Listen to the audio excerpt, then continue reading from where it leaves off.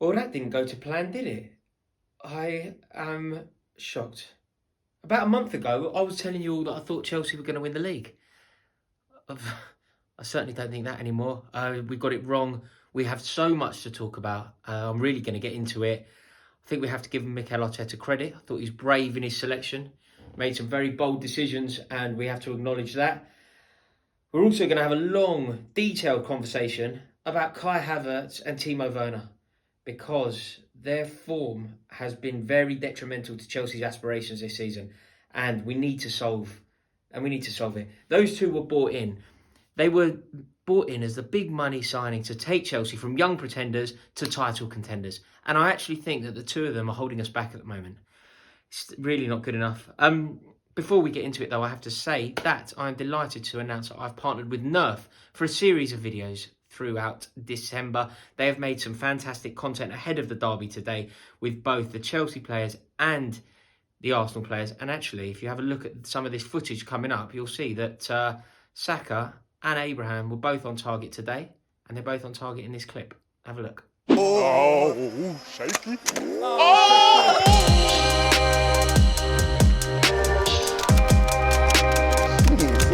And he celebrates with the blaster in the air. He's walking.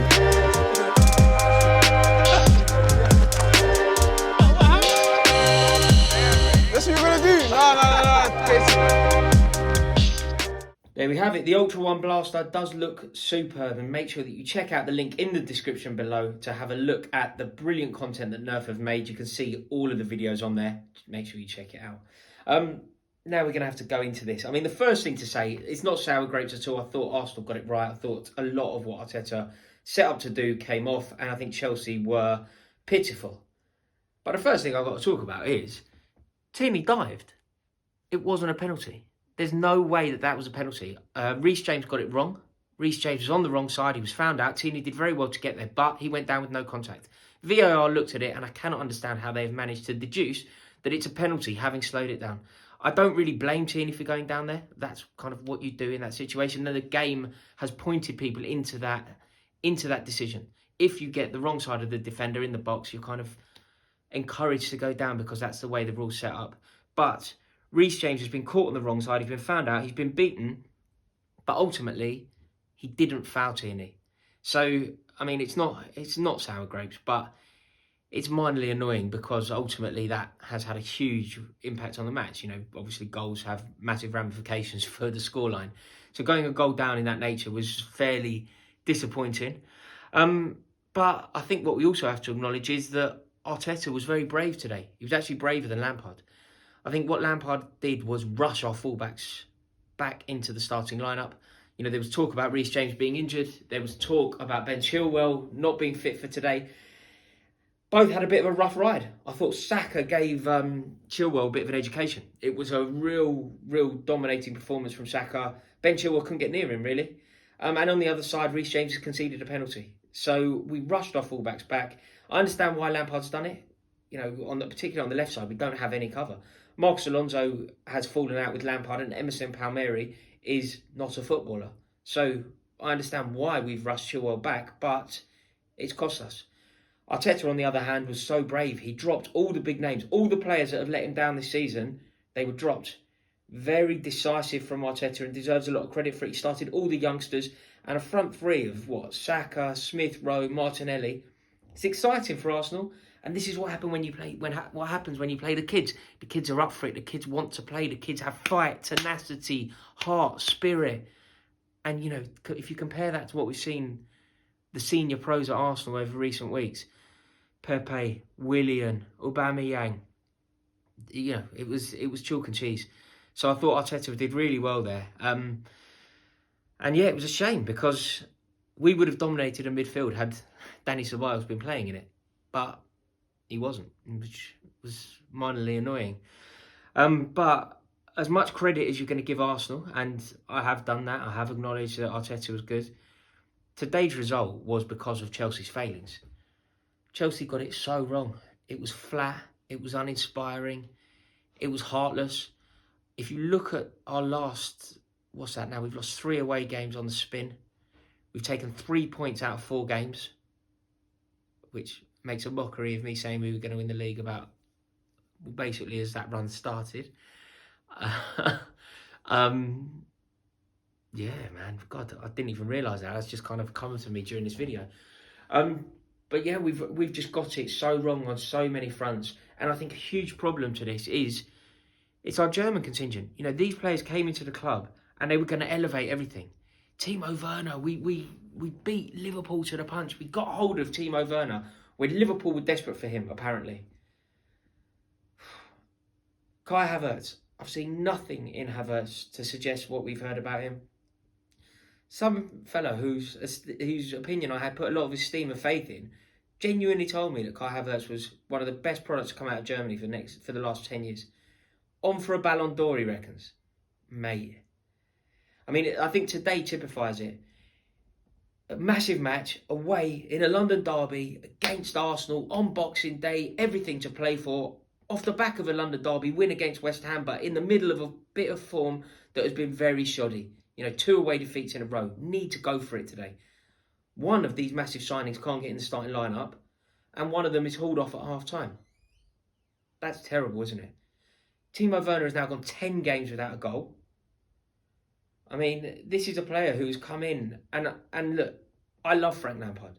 Frank Lampard is the greatest man to have ever graced the pitch at Stamford Bridge. I adore him.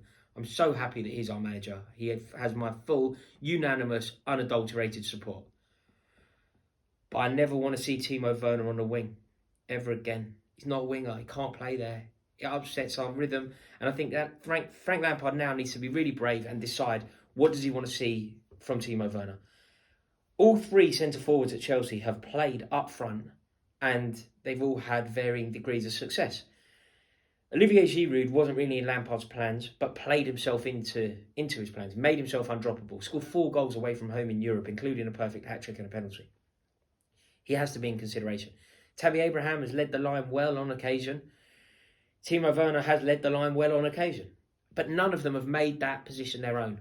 Frank Lampard needs to decide who is his centre-forward.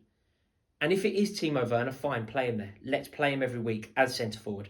But if it's not him, if for some reason Frank Lampard has decided that Timo Werner is not good enough or isn't the best option to lead the line for Chelsea, then he needs to not play there. He needs to not accommodate him. If Timo Werner can't lead the line, if he can't be that position, that number 9, then he needs to not be on the pitch. And that needs to be the jeopardy for Werner. Werner needs to either play up front and make himself undroppable, score goals, assist, bag, be a nuisance to defenders, channel, run the channel, use your pace, stretch the back line, be everything Jamie Vardy is. Or you're not in a starting lineup, mate. And you need to make that decision. You need to play yourself into that starting lineup. Because at the moment, he's not good enough to play centre-forward. He's not leading the line adequately. But we're making it work. We're allowing him to be part of the team, in a team that doesn't really deserve to be part of. Kai Havertz has been dropped, which had to happen. Kai Havertz started, I think it was a Leeds game. I was at that game at Stamford Bridge. He was second best to every ball. He was 50%, operating at 50%. He was 50% lower than everybody else on the pitch. The Leeds midfield were on his case and he just had no answers for it. So I think that both of these players now either need to step up or they need to step out. They need to play to a level that we have been led to believe that they can play. It's going to cause massive problems though, because I think that the board have backed Chelsea and backed Frank Lampard and backed these players. And if they aren't up to it, people are going to ask why. We've already got a goalkeeper who was a record signing, most expensive goalkeeper in the world, who's now not part of our team. You kind of get away with 1, but 3. I mean, I'm not writing anyone off here. I'm sure that Kai Havertz can bounce back from this. I'm sure that Timo Werner will score again and go on brilliant runs for Chelsea, scoring in every game.